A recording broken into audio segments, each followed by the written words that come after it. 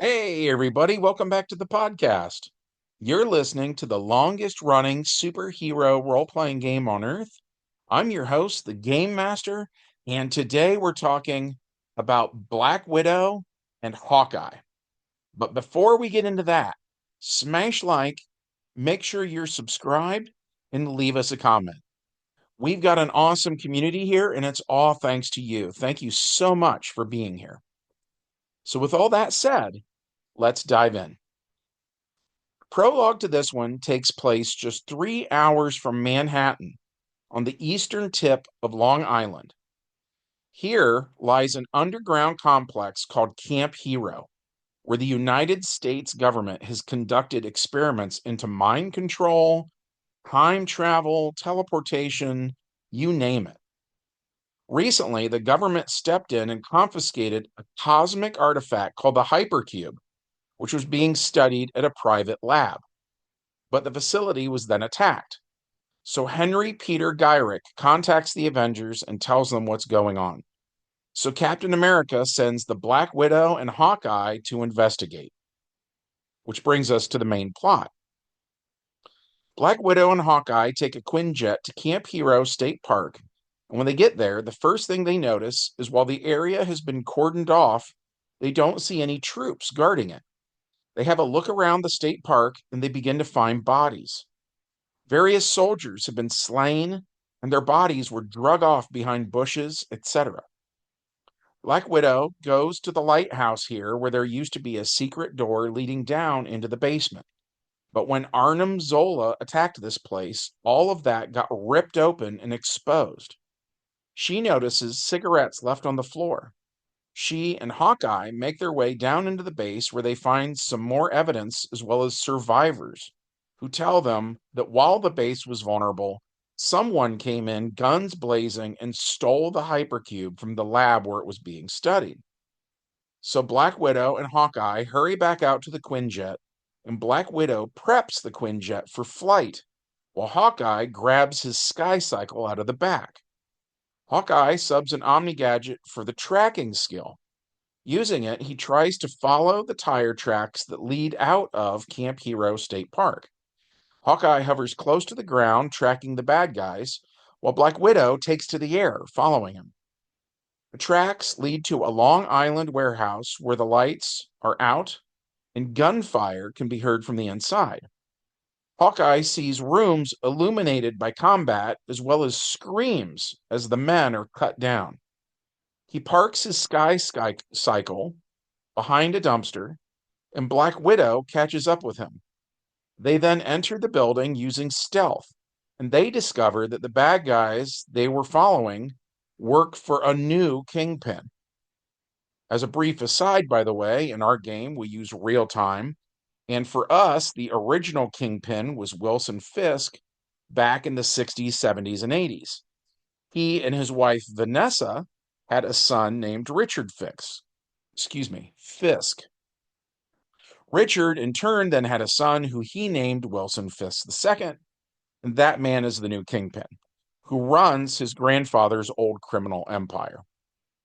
That said, the criminals are currently being attacked by a clan of ninjas known as the Hand. Hawkeye and Black Widow borrow a page from John Wick as they battle their way through the warehouse, evading enemy fire and killing bad guys as they go. Room by room, they clear the place. In the end, all the bad guys seem to be dead, but they can't find the hypercube anywhere. The heroes then receive a cell phone call from Henry Peter Gyrick demanding an update. He annoys them, but they comply, telling him everything that happened. An angry Gyrick tells them they need to find that cube. They can't excuse me, man, I'm tongue-tied today. They can't risk it falling into the wrong hands. Later that night, some ninjas enter the headquarters of the Hand clan, and they present their leader, a mutant named Gorgon, aka Tomi Shishido, with the hypercube.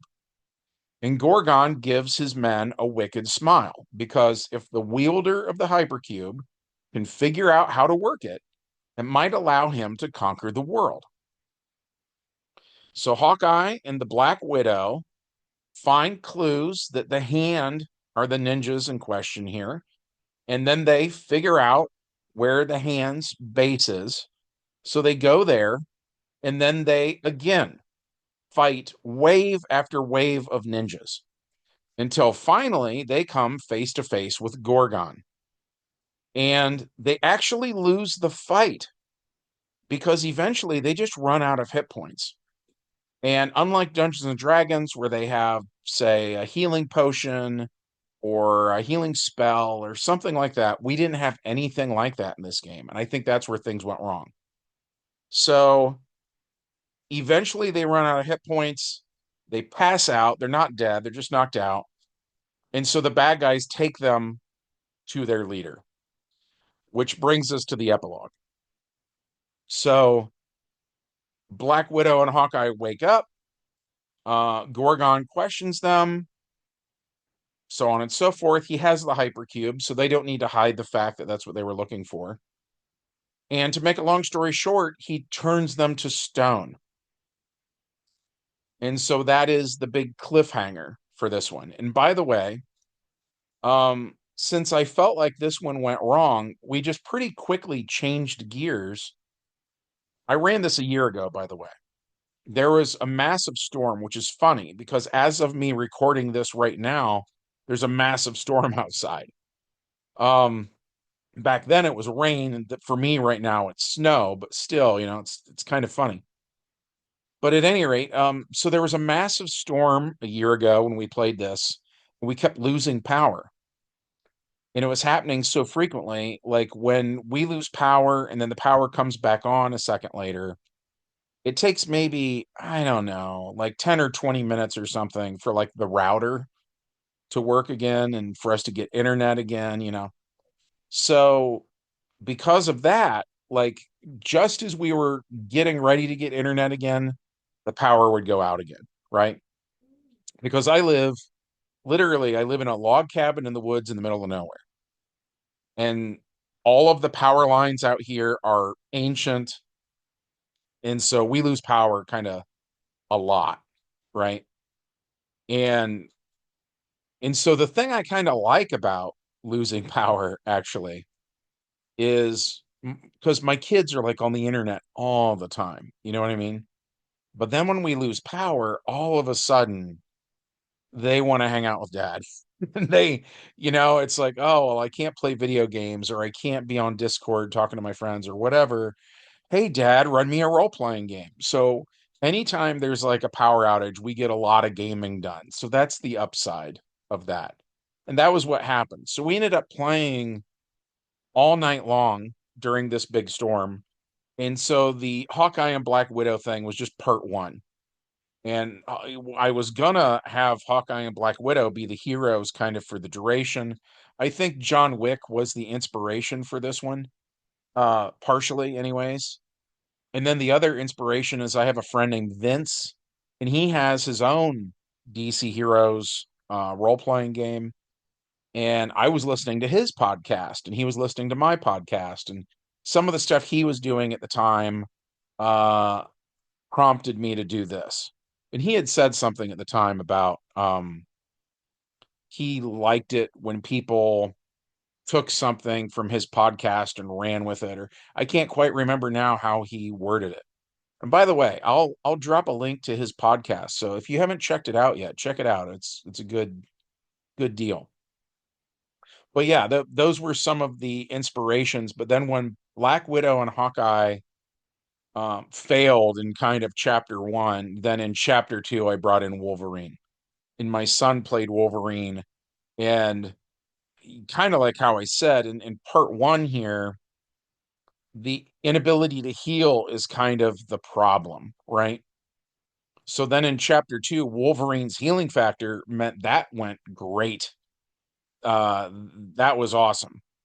Um, I don't want to get too into it because that's tomorrow's video is Wolverine versus the Hand.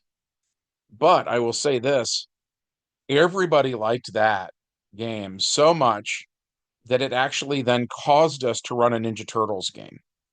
And I went back and I was reading the original Ninja Turtles comics, the black and white stuff by Eastman and Laird. I mean, not kind of the later, more cartoony Archie stuff, but the first Turtle stuff, right?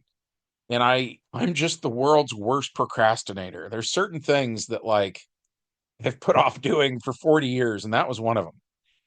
And so when I really dug into that early Turtle stuff, I loved it. I can totally see why it became such a popular franchise. And I was kind of bummed that a lot of the later stuff was so different than the source material, you know? Um, but yeah, we started to run a game where we really closely followed the source material, actually. Um, and that was a lot of fun. And then over the last year, since we played this the first time, because doing the podcast, I had a lot of questions about the history of the game.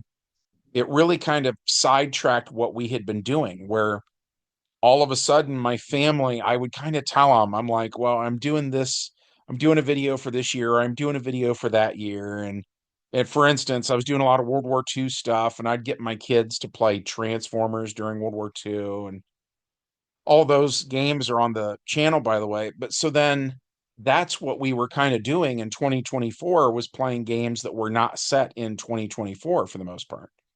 And that Turtles game that I was like really, really into, we got away from that because we were doing all this other stuff, kind of for the channel.